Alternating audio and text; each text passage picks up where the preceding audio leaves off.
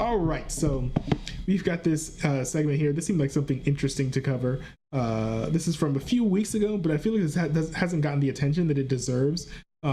Someone got pardoned for plotting to incite a civil war on, I don't know if it happened on January 6th, but kind of interesting. It's not every day you see like right-wing terrorists get convicted for something. It's not every day you see right-wing terrorists at all. So this sort of piqued my interest, let's say. So let's take a look at this and see what the details are.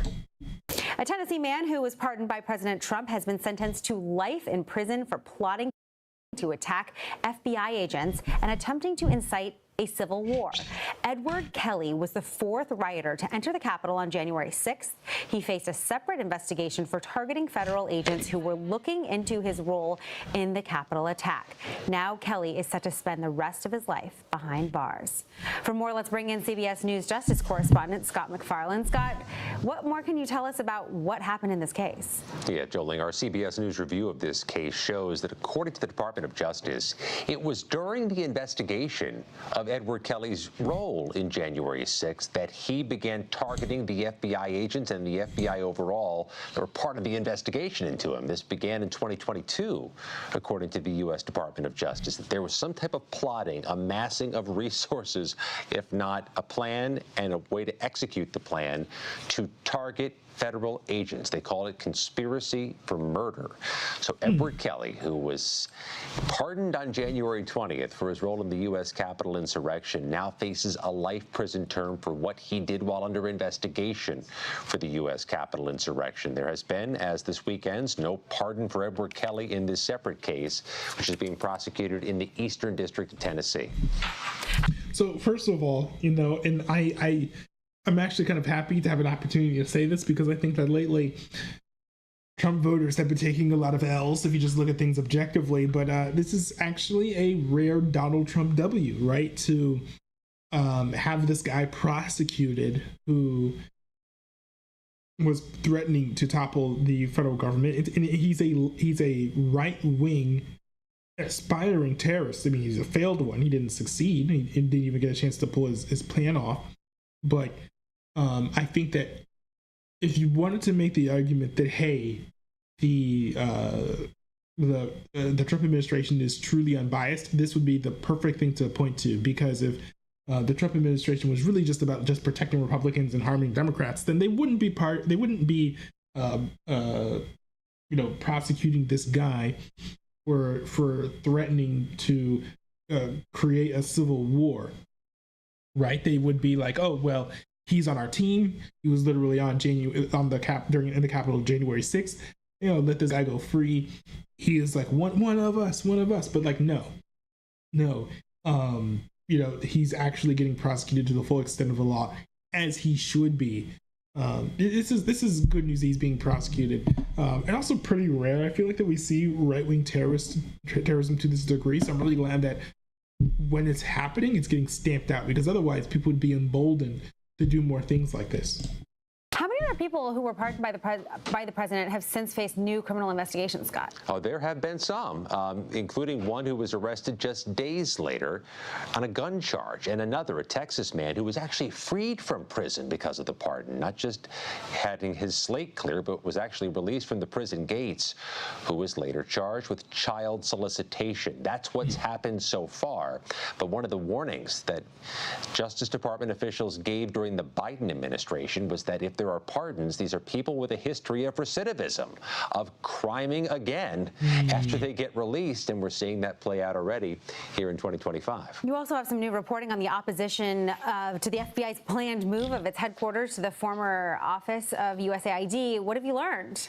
This is a controversial move. The FBI changing offices, leaving the 50-year-old J. Edgar Hoover building, which, to put it charitably, is falling apart, to a different office space in Washington, D.C., in the Ronald Reagan building. That may seem bureaucratic, but there are a lot of concerns here. First of all, because law and funding require it to move to Maryland. A new site was being planned out and soon would be constructed in Greenbelt, Maryland. The Trump administration is defying that and instead deciding to move.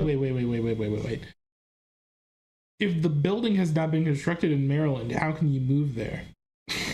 Right? And you're saying this J. Edgar Hoover building is falling apart, so you want them to stay there? I think that it's fine to maybe set interim headquarters at the Reagan building and then move everyone over to Maryland once the Maryland structure is complete. In Washington, D.C., to an area that critics say is not properly secured and not properly equipped to house the nation's top law enforcement investigating agency. We expect, Jolene, there to be legal challenges and congressional efforts to defund this move across town in Washington, D.C. and force this thing to go to Maryland. Just one of the many dramas playing out for the new FBI director, the one you just saw, Kash Patel.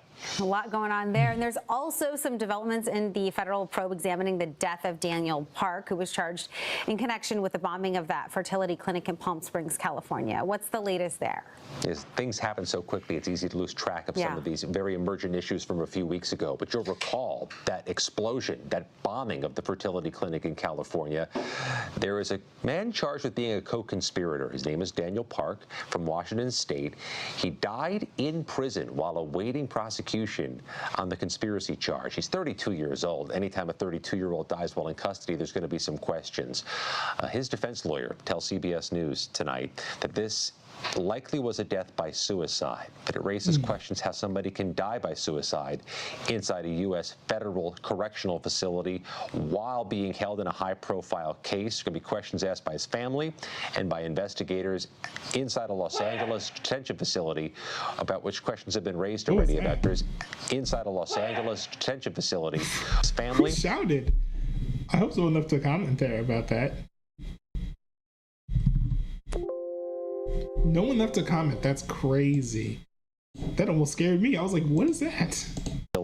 While being held in a high-profile case. There's going to be questions asked by his family and by investigators inside a Los Angeles detention facility, about which questions have been raised already about conditions inside.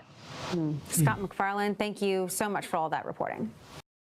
So a lot of news about federal cases, but the big one being, of course, the terrorist, the attempted terrorist, the failed terrorist. I'm really glad that he's being prosecuted. That's really good news. I think Donald Trump needs to give a public announcement or statement saying that he is not going to have this guy pardoned at all. I think that would put a lot of people at ease.